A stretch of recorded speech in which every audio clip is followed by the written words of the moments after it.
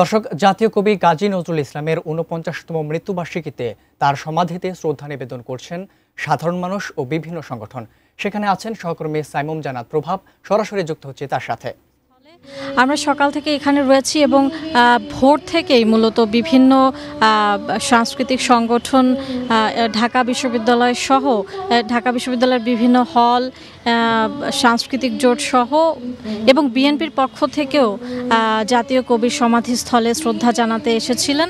এবং আমরা কিন্তু এখানে দেখতে পাচ্ছি যে ইতোমধ্যেই ঢাকা বিশ্ববিদ্যালয়ের আয়োজনে এবং ঢাকা বিশ্ববিদ্যালয়ের ভিসির সভাপতিত্বে একটি অনুষ্ঠান কিন্তু এখানে চলছে, একটি স্মরণ সভা এখানে চলছে।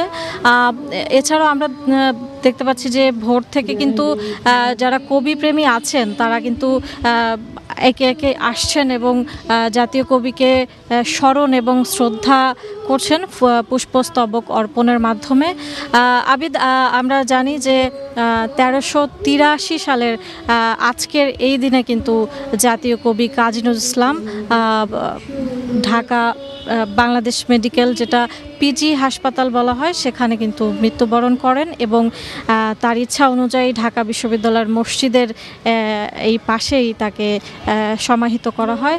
আমরা শ্রদ্ধার সঙ্গে স্মরণ করছি জাতীয় কবিকে এবং মূলত জাতীয় কবি আমাদের প্রেরণার উৎস এবং ইতোমধ্যেই বিএনপির পক্ষ থেকে সিনিয়র যুগ্ম মহাসচিব রুহুল কবির রিজভী বলে গেছেন যে তার লেখা হচ্ছে উন্নত এবং গণতান্ত্রিক সমাজ প্রতিষ্ঠার যে অনুপ্রেরণা, সেটা কিন্তু বাঙালি জাতীয় কবি এবং বিদ্রোহী কবি কাজী নজরুল ইসলামের লেখা থেকে কিন্তু পেয়ে থাকেন।